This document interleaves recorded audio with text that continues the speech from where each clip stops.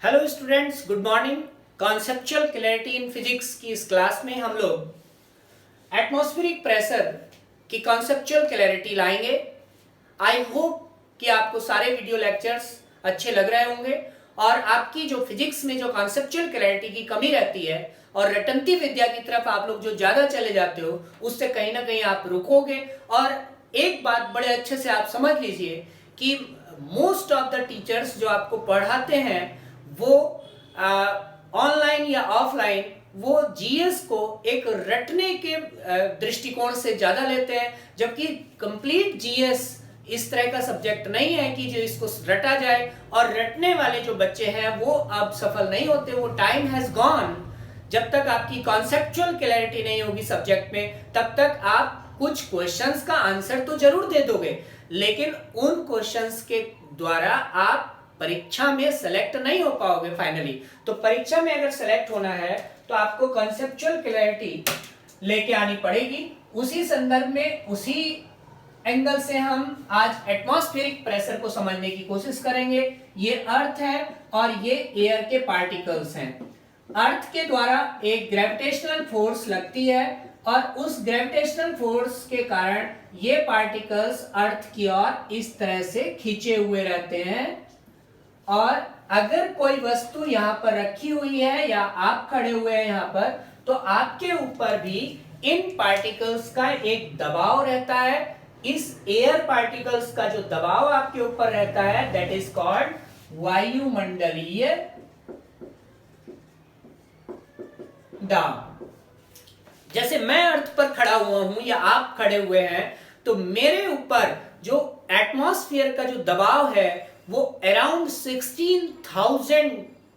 16,000 kilogram के बराबर है, 16,000 किलोग्राम के बराबर है। लेकिन मेरी बॉडी के अंदर जो बॉडी है, इसके अंदर एक तो बोन्स है और दूसरा इसके अंदर फ्लैश है या मसल्स हैं। तो फ्लैश, मसल्स और बोन्स के अंदर छोटे छोटे पोर्स होते हैं, उनमें एयर बबल्स के रूप में एयर भरी रहती है। इसलिए मेरे अंदर भी एटमॉस्फेरिक प्रेशर है, बाहर भी एटमॉस्फेरिक प्रेशर है, यानी एयर पार्टिकल शरीर के अंदर भी है, बाहर भी है। इसलिए ये जो एटमॉस्फेरिक प्रेशर है ये मुझे फील नहीं होता है। या आप ऐसे कह सकते हैं कि मेरी बॉडी इस एटमॉस्फेरिक जो प्रेशर है, वायुमंडलीय दाब है, इसको मेरी बॉडी पास ऑन कर देती है, अर्थ को पास ऑन कर देती है, इसलिए ये मुझे एटमॉस्फेरिक प्रेशर फील नहीं होता है। अब एटमॉस्फेरिक प्रेशर, वायुमंडलीय दाब का जो फॉर्मूला है वो भी P = F/A है। F का जो मात्रक है वो न्यूटन है, एरिया का मात्रक क्या है, मीटर स्क्वायर। तो हम इसको लिख सकते हैं न्यूटन पर मीटर स्क्वायर। इसको हम पास्कल भी कहते हैं और इसके बार भी इसका एक मात्रक है, टार बड़ा मात्रक है।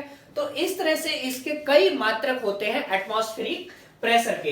लेकिन जो क्वेश्चन आता है, क्वेश्चन इसमें जो आते हैं वो व्यवहारिक जीवन में जो वायुमंडलीय दाब का प्रभाव है उसको लेकर इसके व्यवहारिक क्वेश्चंस आते हैं। जैसे एक क्वेश्चन आता है कि high blood pressure, high BP, या हिंदी में लिख देता हूं, उच्च रक्तदाब के व्यक्ति को वायुयान का सफर नहीं करना चाहिए। क्यों नहीं करना चाहिए? उसका रीजन यह है कि ये अर्थ है और जैसे जैसे अर्थ से ऊपर की ओर बढ़ा जाता है वायुमंडलीय दाब कम होता जाता है। सिंपल है, यहां से लेकर यहां तक वायु के एटम्स हैं। अगर आप यहां खड़े हुए हैं तो इन सब का दबाव पड़ेगा, और अगर आप यहां हैं तो इन सब का दबाव पड़ेगा, और यहां हैं तो कोई दबाव ही नहीं पड़ेगा। तो जितना हम ऊपर जाएंगे उतना वायुमंडलीय दाब क्या हो जाता है, कम हो जाता है। और अगर किसी का ब्लड प्रेशर हाई रहता है, यानी कि उसके शरीर में जो उसका हार्ट है वो उसको ब्लड को जोर जोर से पंप करता है, तो ऐसी कंडीशन में जब वायुमंडलीय दाब ऊपर जाके कम हो जाएगा तो उसका ब्लड कैपिलरीज से बाहर आने लगता है। तो नाक में से खून या फिर इस तरह की प्रॉब्लम हो सकती है उसको। उसकी जो ब्लड कैपिलरीज है वो बस्ट होने की प्रॉब्लम हो सकती है, बस्ट हो सकती है, ब्लड फ्लो आउट हो सकता है बाहर की तरफ, इसलिए उनको मना किया जाता है। ऐसे ही जो निब वाले पेन है, निब वाले पेन है, पहले मोस्टली निब वाले पेन चलते थे, उनमें इंक डाली जाती थी, खाली हो जाते थे तो फिर इंक डाली जाती थी, तो उनको भी मना किया जाता है एरोप्लेन में। उसका रीजन ये है कि अगर हमने यहाँ इंक डाली है तो यहाँ एटमॉस्फेरिक प्रेशर ज्यादा है, इंक को बाहर फ्लो आउट नहीं होने देगा, लेकिन जब वो वायुयान में जाएगा तो वहां पर एटमॉस्फेरिक प्रेशर कम होने के कारण जो पेन की इंक है वो बाहर की तरफ को इजिली फ्लो आउट हो जाती है, इसलिए उसको मना किया जाता है। लेकिन इसमें जो मेन क्वेश्चन आता है वो ये आता है कि पहाड़ों पर खाना देर से पकता है जबकि मैदानी क्षेत्रों में खाना जल्दी पक जाता है, उसका रीजन क्या है, आप इसको समझ लीजिए।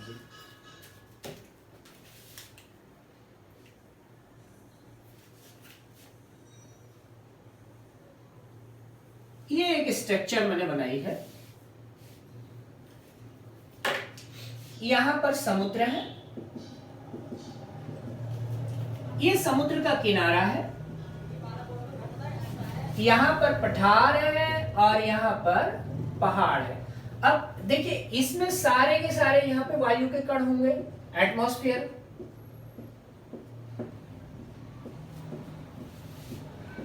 ये एटमॉस्फेयर है,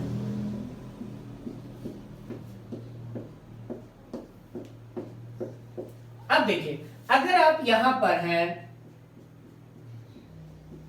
तो आपके ऊपर जो वायुमंडलीय दबाव है वो यहां से यहां तक का पड़ रहा है, और अगर आप यहां पर हैं तो आपके ऊपर जो वायुमंडलीय दबाव है केवल इतना पड़ रहा है। तो वायुमंडलीय दबाव कहां ज्यादा होगा, यहां कम कहां होगा, वहां। सिंपल सी बात है, जैसे जैसे ऊंचाई बढ़ती है वायुमंडलीय दाब क्या हो जाता है, कम हो जाता है, गहराई में वायुमंडलीय दाब ज्यादा होता है। अब ये जो आइडियल वायुमंडलीय दाब है आपने सुना होगा कहीं, इसको हम कहते हैं 76 सेंटीमीटर या 760 mm बोलते हैं। जो बैरोमीटर होता है उसमें वायुमंडलीय दाब को जब नापा जाता है तो जो एवरेज वायुमंडलीय दाब होता है वो इतना है। दरअसल बात यह है कि ये हमारी अर्थ है, ये नॉर्थ पोल, ये साउथ पोल, ये इक्वेटर, ये 45 डिग्री, ये 45 डिग्री। तो 45 डिग्री अक्षांश पर, ये 45 डिग्री लैटिट्यूड है, तो 45 डिग्री अक्षांश पर और 0 डिग्री सेंटीग्रेड पर जो वायुमंडलीय दाब है वो ये है 76 सेंटीमीटर। 76 सेंटीमीटर किसका, पारे का, मरकरी का। अब आप देखिए ये क्या है, आपने मरकरी, इसको आप मरकरी या पारे की एक छड़ मान लीजिए। तो ये मरकरी, या एक सेकेंड, हाँ, ये मरकरी या पारे की एक छड़ है और इसकी जो लंबाई है, ये लंबाई इतनी है, वैसे कम है लेकिन आप इसको मान लीजिए कि ये 76 सेंटीमीटर लंबी है, 76 सेंटीमीटर लंबी है। और इसका जो ये वाला एरिया है ये 1 सेंटीमीटर चौड़ा, 1 सेंटीमीटर लंबा, इस तरह से है। जो यहां पर स्क्वायर बनेगा ये 1 सेंटीमीटर 1 सेंटीमीटर ऐसे, यानी चौकोर है ये, और लंबाई कितनी है 76 सेंटीमीटर।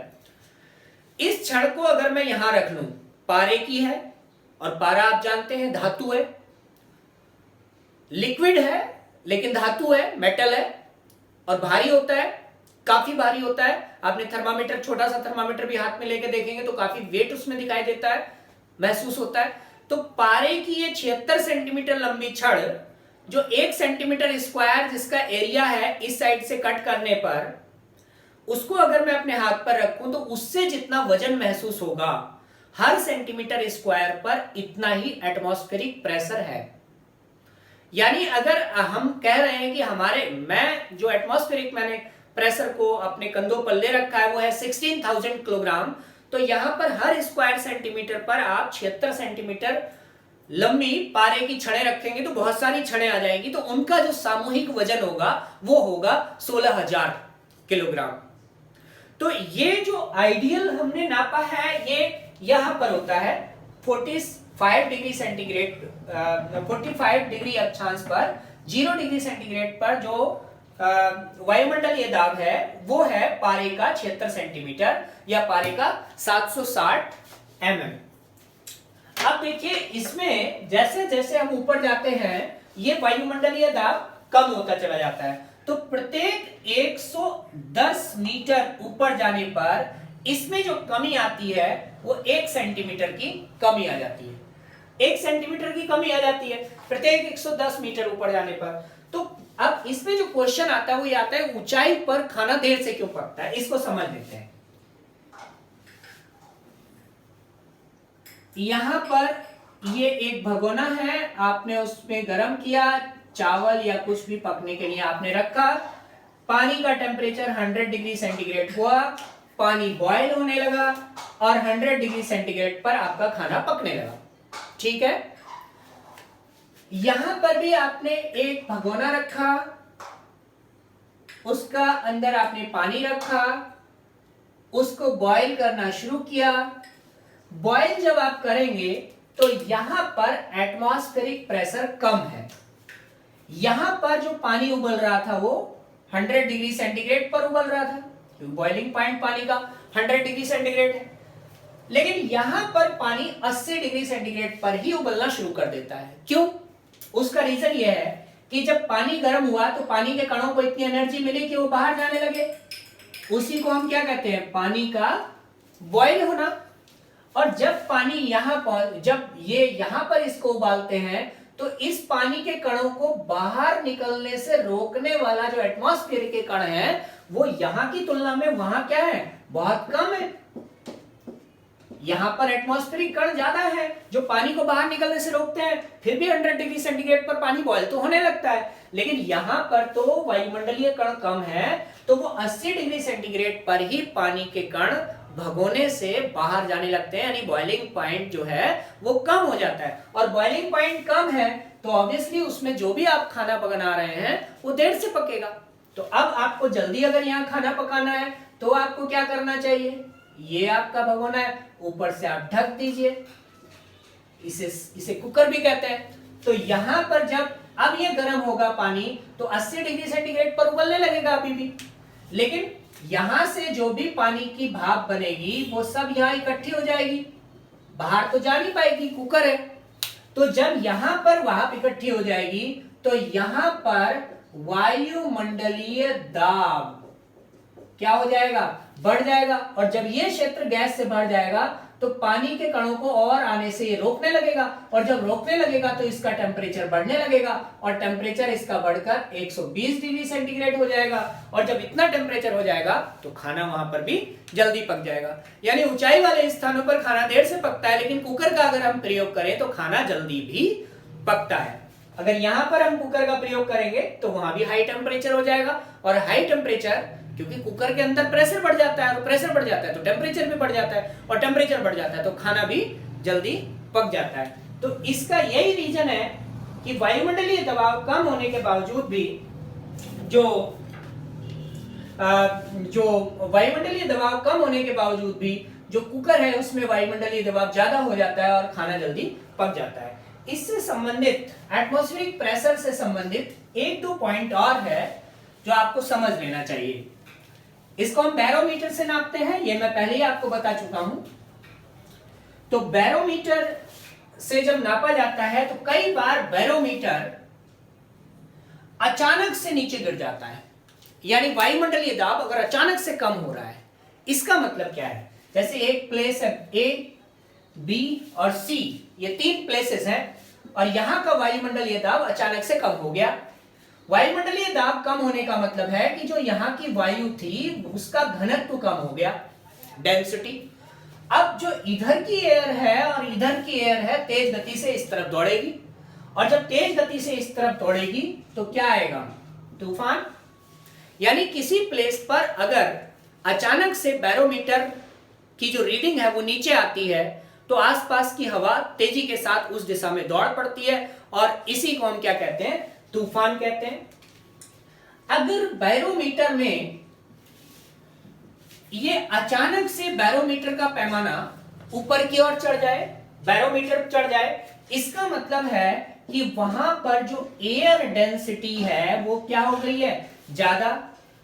अब ए में अगर एयर डेंसिटी ज्यादा हो गई है सी और बी की कंपैरिजन में, तो जो एयर का फ्लो है वो एयर का फ्लो बाकी तरफ को होने लगता है। तो अगर यहां बादल वगैरह भी थे तो वो बादल वगैरह में भी डिस्पर्स हो जाते हैं, वो बादल भी इधर उधर फैल जाते हैं। तो इस तरह से जो एटमॉस्फेयर है वो एटमॉस्फेयर साफ हो जाता है, क्लियर हो जाता है। ठीक है, आई होप कि आपके ये जो कॉन्सेप्चुअल क्लैरिटी वाली क्लासेस मैंने चला रखी हैं ये अच्छे से समझ में आ रही होंगी।